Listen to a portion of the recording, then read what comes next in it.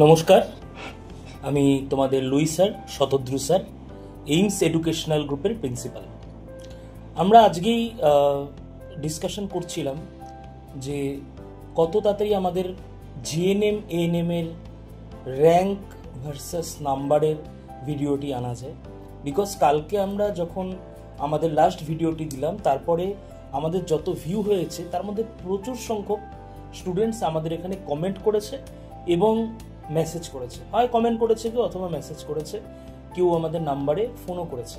এবং তাদের মেইন প্রশ্নটা হচ্ছে যে স্যার, এই বছর তো পরীক্ষার্থী যেহেতু কম, পরীক্ষার্থী তোমরা সকলেই জানো যে মাত্র 79,000, তাহলে কম্পিটিশন কেমন হচ্ছে এবং স্যার আমাদের মার্কস আমরা যা পাচ্ছি তার বেসিসে র্যাঙ্ক কত হতে পারে।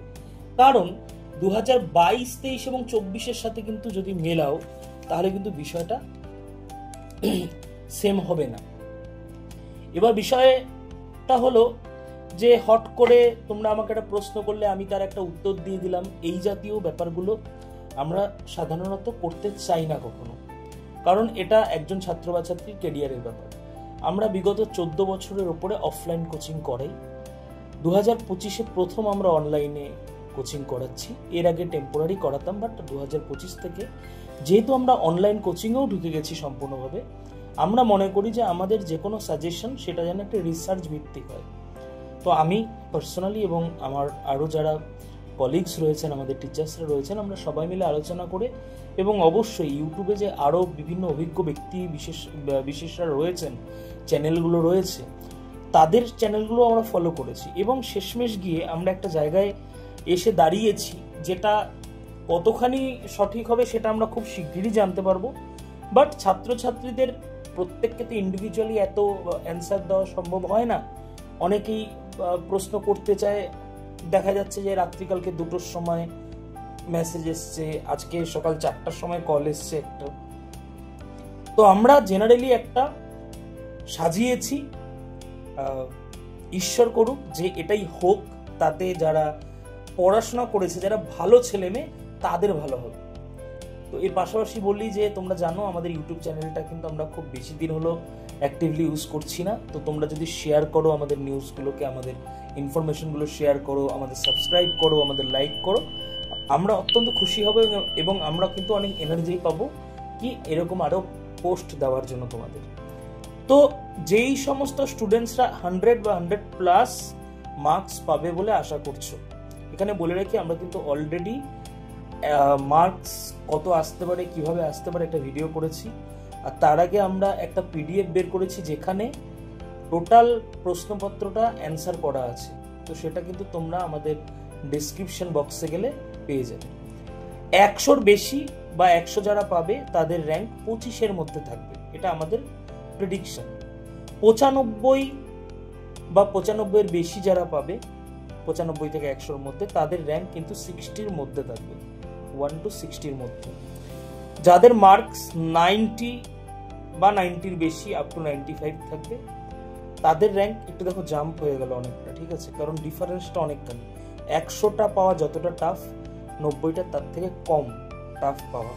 তো যাদের নাম্বার 90 বা তার বেশি থাকছে তাদের কিন্তু 250-র মধ্যে র্যাঙ্ক থাকবে।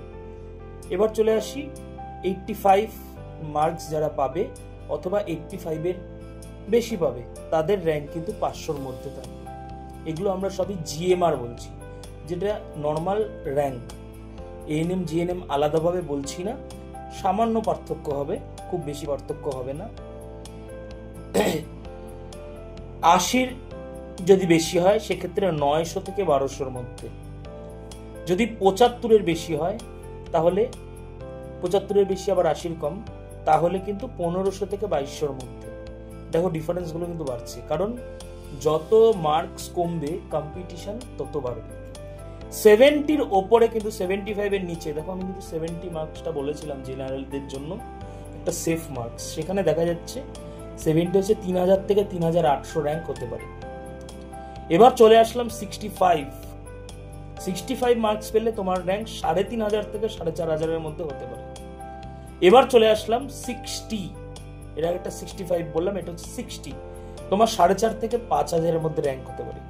আমরা প্রিলিমিনারি এই অবধি করেছিলাম, প্রত্যেক বছর আমরা এটাই করি। কিন্তু এবার আমরা আরেক ধাপ নিচে নেমেছি, কারণ কম্পিটিশন যেহেতু বেশি, অবভিয়াসলি কম্পিটিশন বেশি, কারণ সবাই চান্স পাওয়ার জন্য পরীক্ষা দিচ্ছে, বাট কম্পিটিটর কম।